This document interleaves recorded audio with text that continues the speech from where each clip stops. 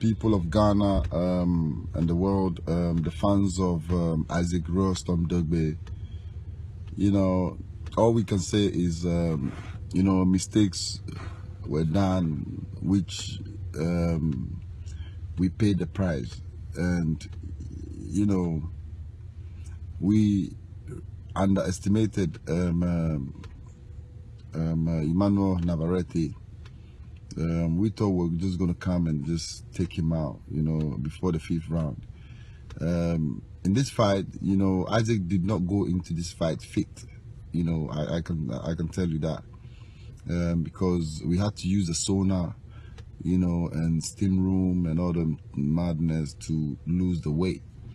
Because you know, when we just did not, I wouldn't say we prepared, but not like how we used to prepare, you know, because we're having a lot of visitations. Like we had all these royal visits, and then we had we came. Isaac had to travel from a training camp to Ghana, again travel here and there. You know, we did not have a full training camp like how we used to do it, you know, so that really cost us, you know, this fight. And we underestimated the Mexican, and, you know, and we're relying on our power, you know, and you can see Isaac's legs were gone because he wasn't fully fit, you know.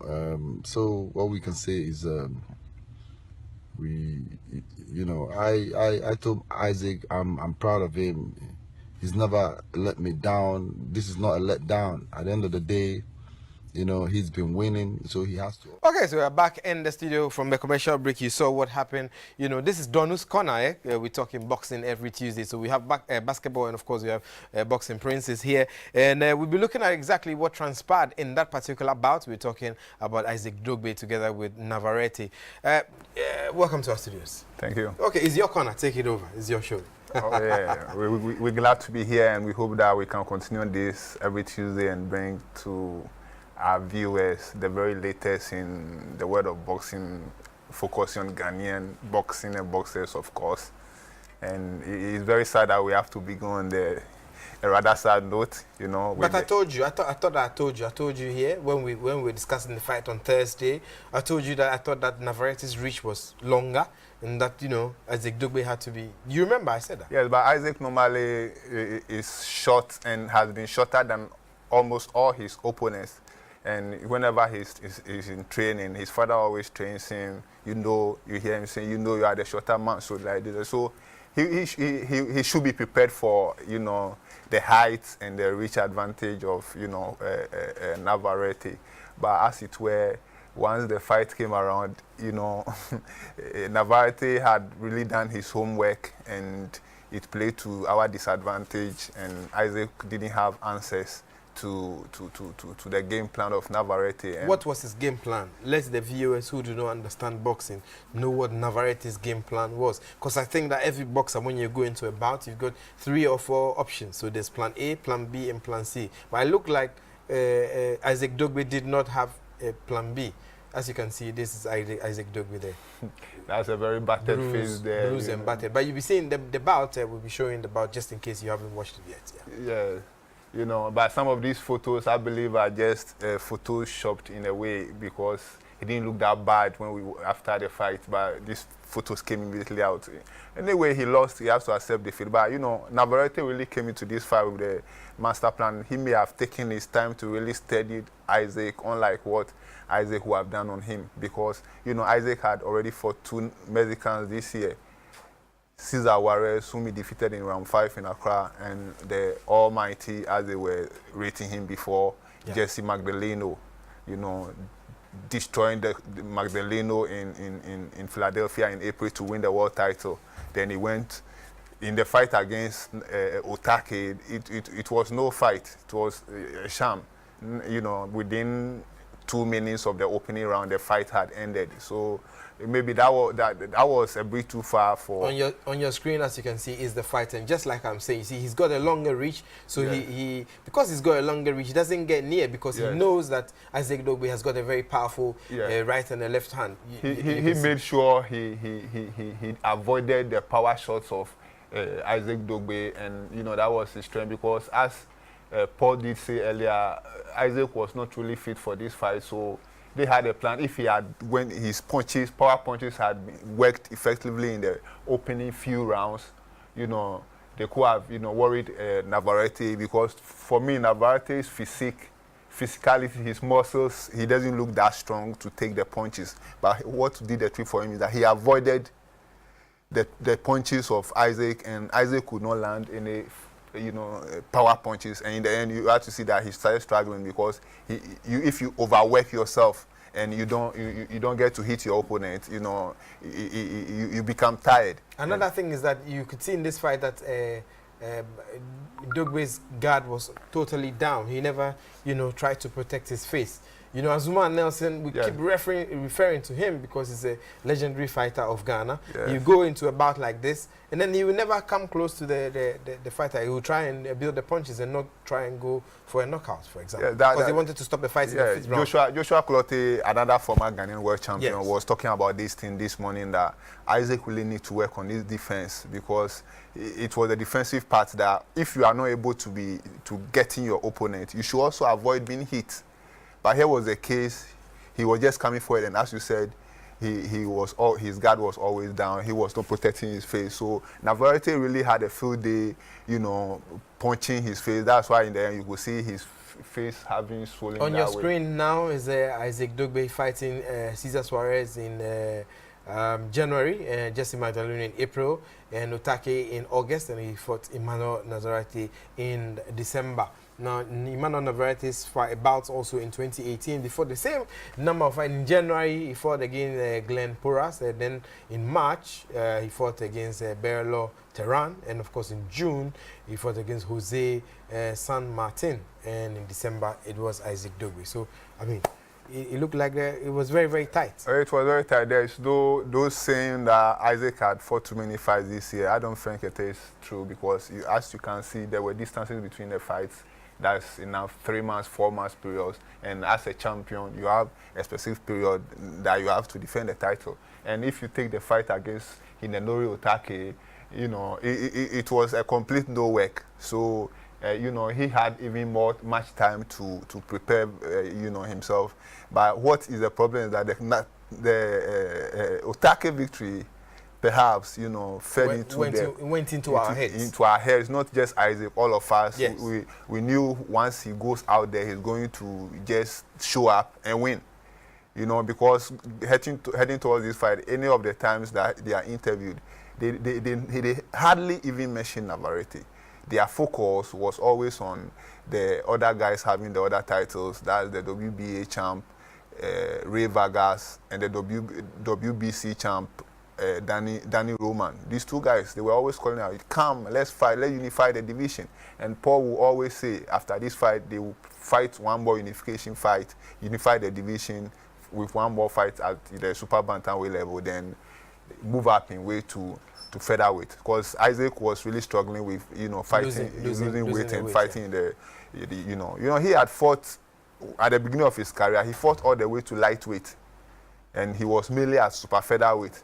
Before, when he decided to come to Ghana in 2015 and, you know, announce himself to his people and know them, then he came. When he came, he was fighting at featherweight. He fought at featherweight for a year. Before, in November 2016, he decided to go down in weight to the super bantamweight, which is the junior featherweight, and that's where he fought. Chacon was an Argentine in New Zealand. No, Chacon was the guy who came here to fight him, but before he fought one other Argentine in New Zealand and beat him to win the WBO international, you know, super bantamweight title. You know, so after that he started. So the whole of 2017, even after the 2016 fighting the super bantamweight, the whole of 2017, he only fought once against Chacon, Javier Chacon, another Argentine right here in Ghana. So, and to set up himself for the, you know, interim title against Juarez right here in Ghana. He won it. They setting up the world title. He went to fight Jesse Magdaleno. He won it.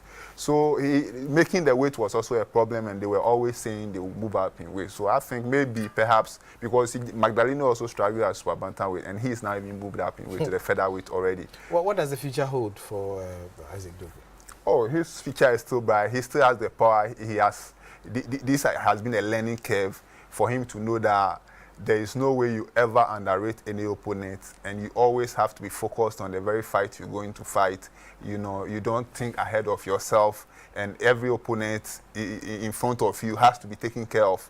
You know, as you mentioning the likes of Azuma, you know, it's not easy. The whole thing is not about winning the title, but maintaining it, staying there, getting to the top is not the problem. Many people get to the top every day. Navarrete has just got to the top. How he's going to also keep this title is his problem now, because now whoever he's coming to fight next knows that this guy has this strategy and will come all the way. So if you're able to, you know, maintain your position at the top, that's where we really see you as a champion. And Isaac, I think, has learned. He has shown that he can be a true warrior over the years, and he's always known, you know, shied away from tough battles. I believe he will return stronger and, you know, become a champion again. Because the bookmakers had him 5-1, so if you were betting against him, that would have made a lot of money on the day. Having said that, what else is happening in the world of boxing apart from Isaac Dube? Oh, you know, on the same Dube bill, we had the WBO and WBA. Is it the WBA? Jose Pedraza had the WBO title, and Lomachenko had the WBA lightweight titles. You know, Lomachenko is a guy everybody is talking about, and he won again. He defeated Pedraza to unify the titles, so he now has both the WBA and WBO lightweight titles. And word on the street that he's ready to unify the titles against whoever wins the Richie Comey. Richie Comey, you know, the Ghanaian Richie Comey is fighting on February 2 for the IBF lightweight title. So we understand Lomachenko wants to unify, add the IBF title to his collection. So it means that even before Richie fights, that's a big fight waiting for him. We believe he's going to win, you know, the world title no matter, because the opponent is facing, he has much more experience. He's been in battles. He's been hungry for this world title for a number of years. 3 years ago, he should have won it against Robert Easter, you know, that he was robbed. So let's win the IBF title first before we start thinking about definitely. And what is happening on the local scene as far as boxing is concerned? There is Bukom Banku. We all know him, Brahma Kamoko, you know, the showmaster around here. He is returning into the ring again on December 26th. They will be fighting. This one, okay, let's talk about this one. It's Kabik Promotions. Their next fight that is coming on, that will be the Kabik Promotions too, and the main bout is Patrick Alote, who is the WBO Africa Junior Middleweight Champion. He takes on Kasongo, Sheriff Kasongo. He's from DR Congo, but based in Uganda. Okay. You know, he will be coming down to face Patrick. Then there's also the WBO Africa Heavyweight Champion, Richard Harrison Latte. He also fights a Kenyan called Okola Morris. He's defending the title, you know. This guy is the heavyweight champion of Africa, WBO, and he's number 13 in the world, rated to the WBO world title held by Anthony Joshua. And he's already started calling out Joshua. Then also there is this December 26th, another boxing show coming up. All of this is happening inside the Bukom Arena. Yeah, Bukom Boxing Arena. This is called Don's Promotions. They are new on the scene. This is their first bill, and we have Robert Kwe. Stopper, he is very highly rated. He will fight against a Ugandan opponent for the WBO Africa Junior Welterweight title. That's super lightweight, and other bouts on the bill that's also promising, you know, before I hope we can see the Bukom Bankun. Yes. The Bukom Bankun, he's not fighting in Accra. They are going to Kwewu Abetifi. Okay, he's fighting against he's fighting against a Nigerian called Kebiru. Would it be a good bout to watch? Because you know, Bukom Banku has, for some of the boxing fans, they feel that he's lost flavor. Yeah, because he lost to Basti Samuel, but you know, it took him down a bit. You know, many people thought that was the end of him. But earlier this year, around April, he fought, you know, a contest that he won. He knocked out the opponent in round 2.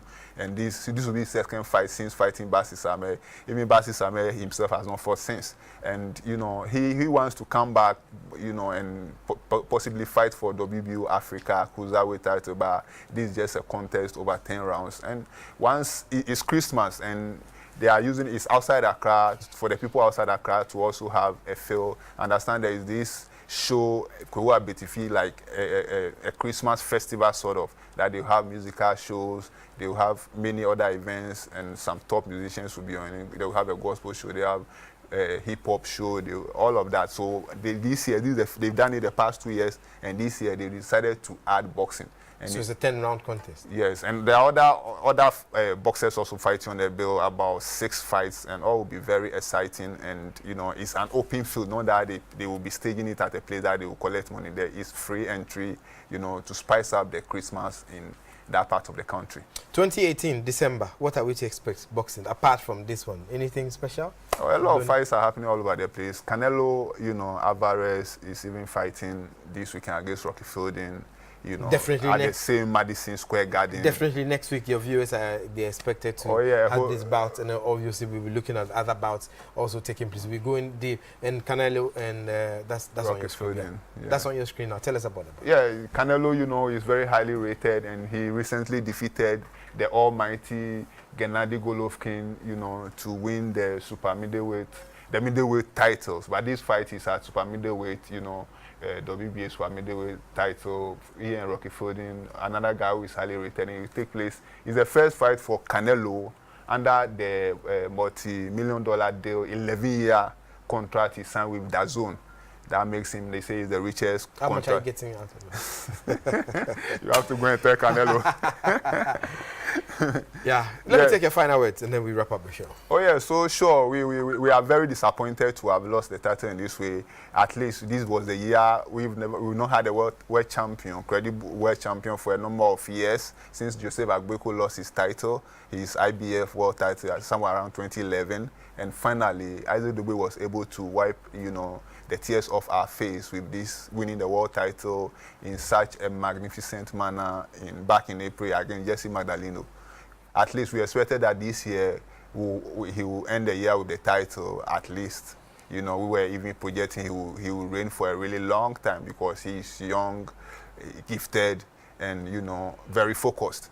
But as it were, sport is full of uncertainties. So unfortunately for us, it took Navarrete, a boxer who is nowhere in the class of Juarez and Magdaleno. Or even Isaac Dugbe. Even Isaac Dugbe and the other great Mexicans that he took care of. But as it were, it is sport, and, you know, it's a wake-up call. I wouldn't see it as the end for Dugbe. It's a wake-up call and a very, you know, useful lesson he has to learn in his boxing career. Even Azuma, the legendary Azuma Nelson himself, who we all respect, who reigned as a champion for over 10 years, he even lost more than twice. So having said that, Dornu's Corner is over for now. Pretty shortly, I'll be joined in the studio by Yao Minta together with Esmond Osei Asamwadi. Joining me in the studio, we're talking basketball. We're heading to the Kosako for a commercial break. We'll be right back.